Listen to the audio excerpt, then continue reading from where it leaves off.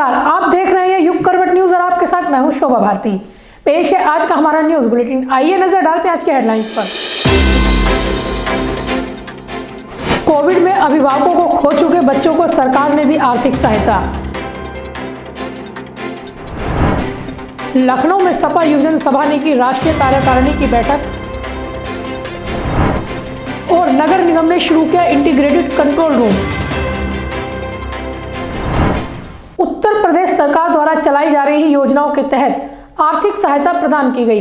Corona काल में मां या पिता को खो चुके बच्चों को आर्थिक सहायता दी गई। वह डिजी योजना के तहत लैपटॉप और आर्थिक सहायता भी बच्चों को प्रदान की गई। केंद्रीय मंत्री वी.के. सिंह कार्यक्रम में मौजूद रहे। उत्तर प्रदेश सरकार की मुख्यमंत्री बाल सेवा योजना के तहत 500 से अधिक बच्चों को आर्थिक सहायता शुरू की गई है।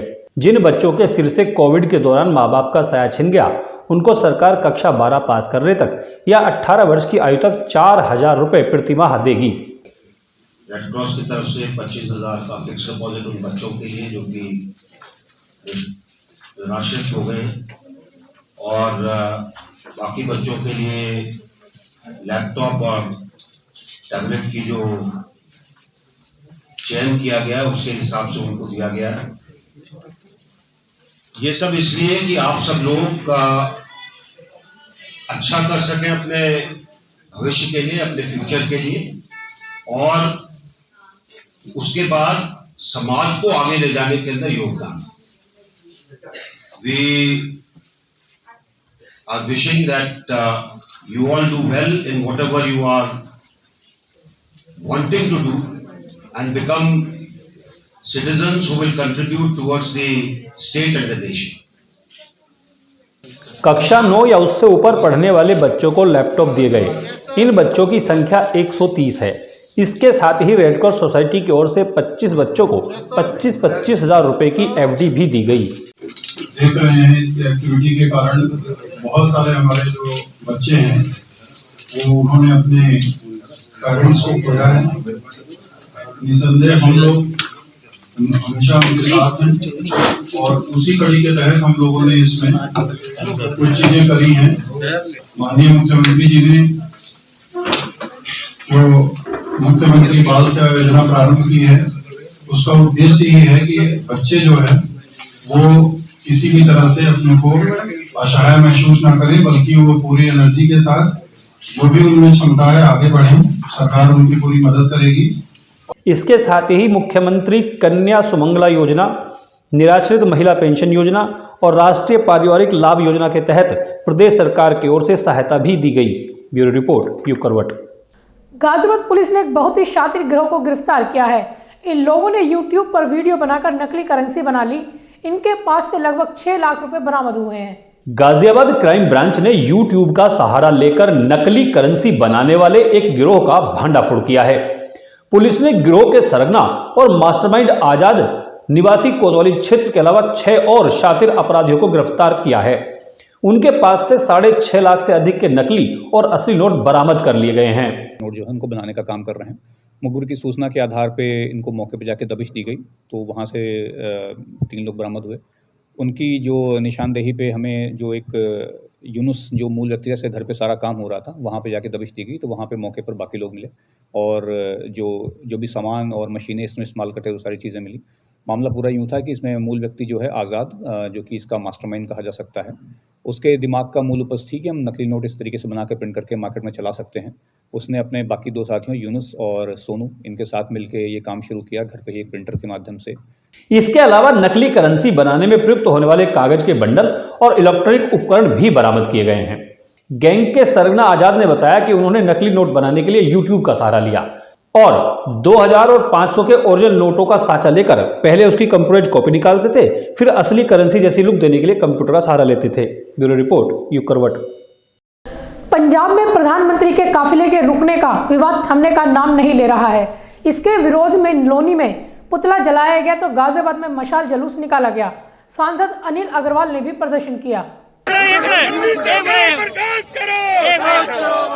प्रधानमंत्री नरेंद्र मोदी के पंजाब दौरे के दौरान फिरोजपुर जाते समय उनकी सुरक्षा में चूक को लेकर पूरे देश में भाजपा कार्यकर्ता आक्रोशित हैं। गाजियाबाद में भी कार्यकर्ताओं ने मशाल जुलूस निकालकर अपना आक्रोश जताया। भाजपा महानगर इकाई की ओर से गुरुवार की शाम को नवी मार्केट स्थित शहीद पथ से घंटा घर तक मशाल जुलूस निकाला गया। मशाल जुलूस का नेतृत्व महानगर अध्यक्ष संजीव शर्मा ने किया। जुलूस में बड़ी संख्या में कार्यकर्ता शामिल हुए। कैंडल मार्च के दौरान भाजपाइयों ने जमकर नारेबाजी भी की।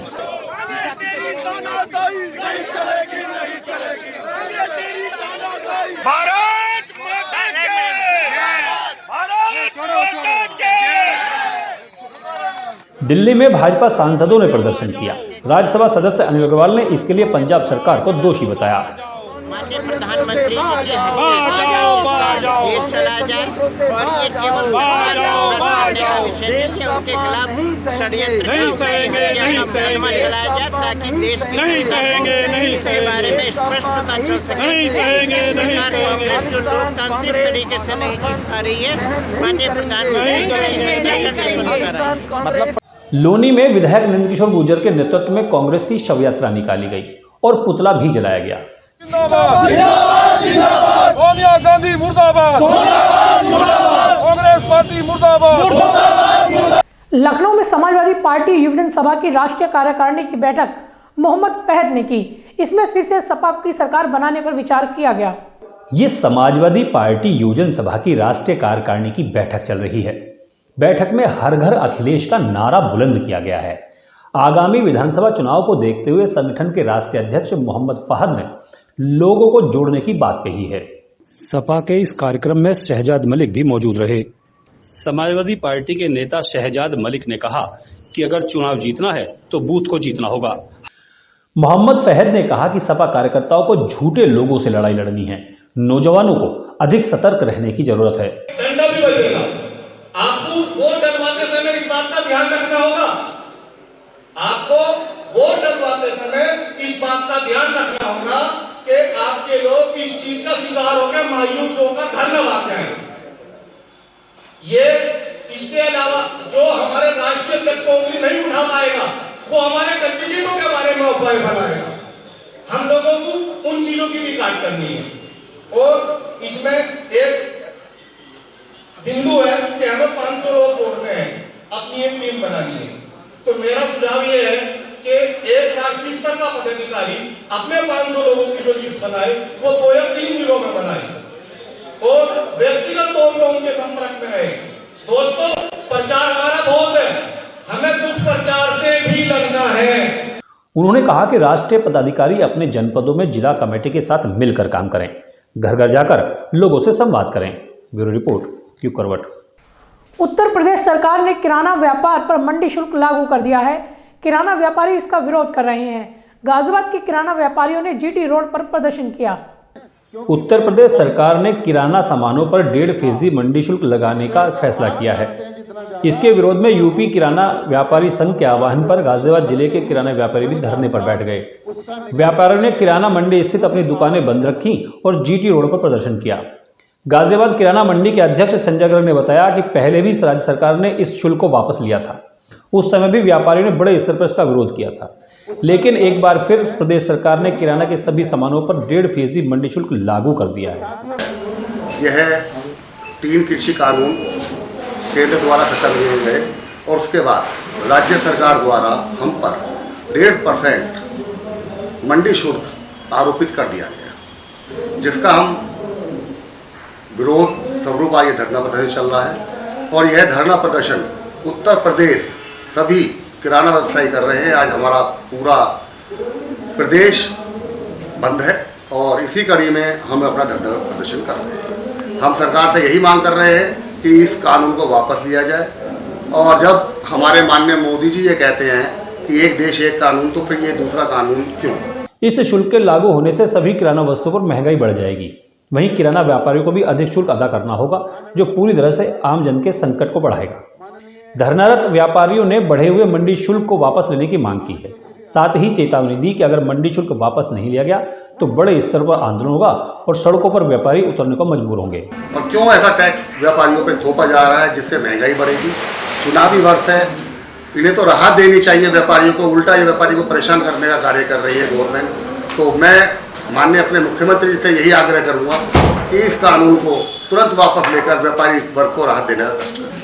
देखिए, आज आंदोलन चल रहे हैं जगह जगह पर कल शायद मुख्यमंत्री जी का कानपुर दौरा है। कानपुर दौरे में वहाँ के व्यापार मंडलों ने उनसे मिलने की परमिशन ली हुई है। कुछ ना कुछ सोल्यूशन निकलेगा। किराना व्यापारियों के समर्थन में अन्य व्यापार संगठन भी आए हैं। उत्तर प्रदेश उद्योग व्यापार मंडल गाजियाबाद के अध्यक्ष गोपीचंद भी किराना व्यापारियों के धरने में शामिल हुए और उन्हें हर संभव सहयोग का भरोसा दिया। ब्यूरो रिपोर्ट, यूप करवट। गाजियाबाद नगर निगम ने शहर को एक और तोहफा दिया है। कंपनी बाग स्थित लाइब्रेरी में इंटीग्रेटेड कंट्रोल रूम शुरू किया गया है। इसका उद्घाटन मेयर आशा शर्मा और नगर आयुक्त महेंद्र सिंह तंवर ने किया। मेयर आशा शर्मा और नगर आयुक्त महेंद्र सिंह तंवर ने गाजियाबाद को एक और तोहफा दिया। निगम के कंपनी बाग लाइब्रेरी की बिल्डिंग में इंटीग्रेटेड कंट्रोल रूम चालू हो गया है।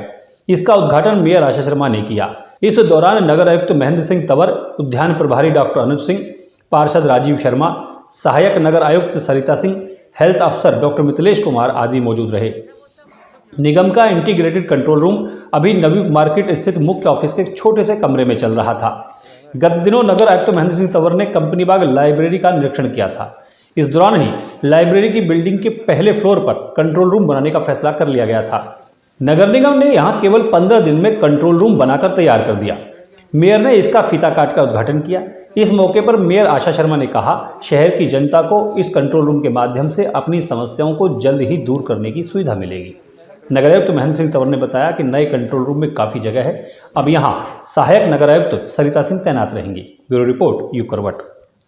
भाजपा जनता की राय से चुनावी घोषणा पत्र तैयार करना चाहती है। इसी क्रम में आज गाजियाबाद के व्यापारियों से चर्चा की गई। प्रदेश के वित्त मंत्री सुरेश खन्ना ने व्यापारियों से उनकी मंशा जानी। उत्तर प्रदेश के वित्त मंत्री और गाजियाबाद प्रभारी सुरेश खन्ना ने गाजियाबाद के व्यापारियों से विभिन्न मसलों पर चर्चा की। RKGIT में आयोजित कार्यक्रम में सुरेश खन्ना के साथ उत्तर प्रदेश के स्वास्थ्य मंत्री अतुल गर्ग, भाजपा के महानगर अध्यक्ष संजीव शर्मा, मुरादनगर के विधायक अजीत पाल त्यागी, प्रभारी अमित वाल्मीकि भी शामिल हुए। इस बैठक में व्यापारियों की राय को भाजपा अपने घोषणा पत्र में शामिल करेगी। प्रभारी मंत्री सुरेश खन्ना ने कहा कि भाजपा शासनकाल में व्यापारियों को उपयुक्त वातावरण उपलब्ध कराया गया है ताकि भयरहित व्यापार कर सकें। व्यापारियों की समस्या और शिकायत को जिला स्तर पर ही सुलझाने का प्रबंध किया गया है। कोरोना संक्रमण काल में व्यापारियों की हर संभव मदद के लिए विशेष योजना चलाई गई हैं। उन्होंने कहा कि घोषणा पत्र में समाज के सभी वर्गों से जुड़े लोगों की मांगों और उनकी आकांक्षाओं को शामिल करने का प्रयास किया जा रहा है। व्यापारियों की राय को घोषणा पत्र समिति के समक्ष पेश किया जाएगा। प्रदेश के स्वास्थ्य राज्य मंत्री अतुल गर्ग, जो घोषणा पत्र समिति के सदस्य भी हैं, उन्होंने बताया कि भाजपा के घोषणा पत्र में प्रदेश के विकास का विजन होगा। आने वाले 5 वर्षों में प्रदेश को विकास के शिखर तक ले जाने का रोड मैप तैयार किया जाएगा। इस चर्चा में विभिन्न क्षेत्र के व्यापारी और अन्य वर्गों के लोग शामिल हुए। उन्होंने घोषणा पत्र के लिए अपनी राय भी रखी। ब्यूरो रिपोर्ट, यूप करवट। कांग्रेस ने विधानसभावार पर्यवेक्षक नियुक्त किए हैं। गाजियाबाद में राजस्थान के विधायक घनश्याम मेहर को यह जिम्मेदारी दी गई है। उन्होंने सदर सीट को लेकर मंथन किया। कांग्रेस के पर्यवेक्षक और राजस्थान के विधायक महानगर कांग्रेस कमेटी कार्यालय के दौरे पर हैं। वे लगभग 12 बजे गाजियाबाद के कंपनी बाग स्थित कांग्रेस के महानगर कार्यालय पहुंचे और बैठक शुरू की। उन्होंने कहा कि कांग्रेस के कार्यकर्ता विधानसभा चुनाव की तैयारियों में जुट जाएं। कांग्रेस हाईकमान ने हर विधानसभा क्षेत्र में पर्यवेक्षक नियुक्त किए हैं। इसी क्रम में सदर विधानसभा सीट से नियुक्त किए गए पर्यवेक्षक विधायक घनश्याम मेहर ने कहा कि कांग्रेस पार्टी में जिसे भी टिकट मिले सभी मिलकर उसे चुनाव लड़ाएं। कांग्रेस विधानसभा चुनाव की तैयारी में जुटी है। वो अपनी तरफ से कोई कमी नहीं छोड़ना चाहती। नेता कार्यकर्ताओं से संवाद कर रहे हैं। ब्यूरो रिपोर्ट, यूप करवट। मुख्यमंत्री योगी आदित्यनाथ ने गोरखपुर में विकास कार्यों का लोकार्पण और शिलान्यास किया। उन्होंने छात्र छात्राओं को लैपटॉप भी वितरित किए। उन्होंने कहा कि डिजिटल खर्चा भी सरकार ही उठाएगी। प्रदेश के अंदर हर एक जनपद में हम लोग टैबलेट और स्मार्टफोन पहुंचा रहे हैं और फिर हमारा प्रयास होगा कि इस कॉलेज वाइज, विश्वविद्यालय है, मेडिकल कॉलेज हो, इंजीनियरिंग कॉलेज हो, पॉलिटेक्निक हो, ITI हो, डिग्री कॉलेज हो, विश्वविद्यालय हो, यहां पर उन सभी छात्र छात्राओं के लिए ये टैबलेट और स्मार्टफोन उन्हें उपलब्ध करवाएंगे। इसमें 2 प्रकार की सुविधाएं हम अतिरिक्त देने जा रहे हैं। एक, ये टैबलेट और स्मार्टफोन जो हम लोग देंगे, ये टैबलेट और स्मार्टफोन में केवल टैबलेट और स्मार्टफोन उपलब्ध नहीं होगा। बहुत सारे गरीब बच्चे ऐसे होंगे जिनके माँ बाप इसका खर्चा उठाने में हो सकता है उनके सामने संकट हो, और इसलिए सरकार ने तय किया है कि टैबलेट के साथ साथ डिजिटल एक्सेस यानी जितना उसका खर्चा आता है उस खर्चे को भी सरकार उन बच्चों को उपलब्ध करवाने का कार्य करेगी। दूसरा, सरकार ने यह भी तय किया है अच्छा कंटेंट हम इसके साथ जोड़ करके इन बच्चों को उपलब्ध करवाएंगे और दुनिया की जो सबसे अच्छी कंपनियां हैं उनको हम जोड़ रहे हैं, जो संबंधित छात्रों को, जो डिग्री कॉलेज में पढ़ने वाले छात्र होंगे उनको डिग्री कॉलेज के पाठ्यक्रम, इस उत्तर प्रदेश विश्वविद्यालय से जुड़े हुए जो पाठ्यक्रम होंगे वह, जो तकनीकी संस्थाओं से जुड़े होंगे उनको टेक्निकल एजुकेशन जो जुड़े हुए मेडिकल कॉलेजेस में पढ़ रहे होंगे उनको मेडिकल कॉलेज का पाठ्यक्रम, जो नर्सिंग में पढ़ रहे होंगे उनको नर्सिंग का, जो फार्मेसी में पढ़ रहे होंगे फार्मेसी का, पैरामेडिकल का है पैरामेडिकल का, पॉलिटेक्निक वालों को पॉलिटेक्निक का, ITI वालों को ITI का पाठ्यक्रम हम उन बच्चों को उपलब्ध करवाएंगे, अच्छा कंटेंट उनको उपलब्ध करवाएंगे। विजयनगर क्षेत्र में राजकीय बालिका इंटर कॉलेज में कार्यक्रम का आयोजन किया गया। इसमें पुलिस और प्रशासनिक अधिकारियों ने भाग लिया। ADM ऋतु सुहास भी इसमें मौजूद रहीं। और इसमें वीडियो जब आप बनाएंगे तो जिस तरह से लगभग आप देखते हैं कि जैसे आपने देखा होगा कि तालिबान वगैरह में भी वीडियो रिकॉर्ड करता है, वो बताता है कि फलाने से मैं ये फलाना बोल रहा हूँ, उसी तरह से आपको जिस जगह जाएंगे आपको अपना वीडियो बनाने के समय वॉइस मोड में तारीख, डेट, स्थान, ये सब चीज़ का वॉइस मोड में रिकॉर्ड करना पड़ेगा। और रिकॉर्ड कर बिजनौर में प्रशासन द्वारा गरीब लोगों को कंबल बांटे गए। हैरानी तो तब हुई जब व्हील चेयर पर बैठे हुए आदमी ने कंबल भी लिया, वीडियो भी बनवाई और फिर उठकर चलता बना।